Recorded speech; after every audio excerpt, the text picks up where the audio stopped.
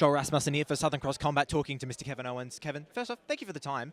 Secondly, not to peel back the curtain a little bit, but before the interview, there's kind of a line here. You shot off around the back there. You went over there. What was going on back there? Just want to hang out with Becky Lynch. We just, every time we do these interviews and we're kind of around each other, we end up kind of jumping in on the other one's interviews just for fun. Just kind of a way to keep things light and entertain ourselves, yeah. This is a bit of workplace bullying.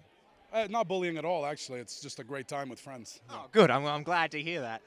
Now, you are a proud Canadian man. Mm-hmm. You are now down here in Australia. Two things. One, I feel like our country's very similar. How has it been down here compared to home? Yeah, I mean, I don't know how it is compared to home. I don't know if I really say that we're, both countries are a lot alike, but I really enjoy every time I get to come to Australia. It's a great time. I enjoy wildlife. Obviously, there's plenty of that here. People are very nice. Everybody's excited to have us, so it just makes for a great time anytime we're here. Now, you're a guy who has made it abundantly clear why you do this. You do this to support your family. You're an incredibly family-oriented gentleman.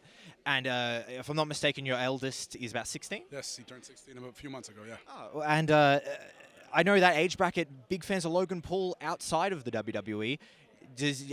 When Logan came into the company, did you ever have a conversation with your son about that? And was he like, cool? Funny enough, when my son started watching YouTube, when he was old enough to start, being on the devices and whatnot and watching YouTube, the only thing I told him is I don't want you watching Logan or Jake Paul. This is about 8 years later now, 6 years later, and he still hasn't. So I think I did a good job right from the get-go. So yeah, he's not, he thinks Logan Paul's a pretty good wrestler. He's watched him wrestle, but he doesn't really watch anything of his outside content, so I'm not concerned. So he knows Logan the wrestler, but not necessarily the internet personality. He knows who he is. He's heard of Logan Paul, but because I always told him, and he's a good kid, I told him a long time ago, don't watch them. He hasn't watched them. He knows who he is, obviously. Everybody in the world at this point probably knows who Logan Paul is, but he's never really paid attention to anything he was doing. So yeah. So you're a gentleman who, as I said there, does it for family, very family-oriented man, and we've seen that bring out some really intense moments within yourself when you're fighting for that title or an opportunity to earn more money to support. And if I can say, at the press conference, you seemed kind of jovial, happy, kind of a little bit chilled out. I don't want to say chilled out, but a little bit more laid back. How is it to kind of be maybe not as foot on the gas, I'm going to kill someone? Well, I've been doing this for a while now, and I'm really at the point where I've learned to appreciate things a lot more and savor things a lot more because this could all end tomorrow. A couple of years ago, I was obsessed with what's next, how to get bigger, how to move faster, how to get higher.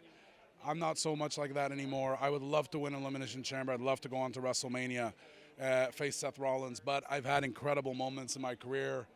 I just try to savor the moment. When I came out earlier, the reception I got from the crowd, I wasn't in a mindset of, hey, I want to kill everybody. It was, I want to have a great time. These people are very nice to me. So, and I knew I was about to bring out Randy Orton. I'm pretty close with Randy. I love the guy. It's great to have him back. So it was just a good time. Of course, once Logan Paul shows up, things always go downhill a little bit. He's got a way to push my buttons. But it's just more about savoring the moment and the experiences I get to have now. And it's not lost on me how lucky I am. So I want to just, savor everything I can. Was there something that brought on that change in attitude? Probably. I mean, we lost a lot of really good people in the last few years way too fast. And, whether I'm talking about Brodie or Bray or Jay Briscoe, and it's just, it's hard to see these incredible people, pass away way too soon in life. And, it makes me look at things and puts things in perspective, of how lucky I am to be here and just savor every moment. Now, I understand that's, a very heavy topic to bring up, and I appreciate you kind of talking about it. I really do. Wrestling is a thing where you've been in it for so long outside of this company, coming up through the indies. Are there moments and things that remind you of some of those people that you met, when you're going through the motions and doing the wrestling? Not going through the motions, but doing it. If we're talking about the guys I just mentioned who we've lost, there's countless memories of these guys over the last few years. If I go to a concert, a certain song starts, everybody's got their phone, their phone flashlight lit up. Of course, I'm going to think of Bray immediately. That's, something that's always going to be there. In 20, 30 years, that'll happen, and I'll think of Bray. You know, Jay Briscoe and I had so many great memories before, just spent time together on the road with Ring of Honor and stuff like that. And I can drive, you know, through a city and remember, oh, I was here with Jay at one point. And, you know, that's always going to be the case. And Brodie, you know, the Toronto Maple Leafs and hockey in general, like I just associate that with Brodie because he was such a big hockey fan and loved the Maple Leafs. So, you know, there's just reminders everywhere. But I'm just talking about them now because we've lost them recently, but this is something that's going to stay with me forever, and it's part of savoring every moment. You know, something I've been doing on this trip that I don't usually do is I've been taking pictures with people because, like I said, you never know what's going to happen. Trying to savor every moment, try to savor every experience, and have something to remember when I'm older and look back on, you know, with just good memories are just important. I think you just got to bank those as much as you can.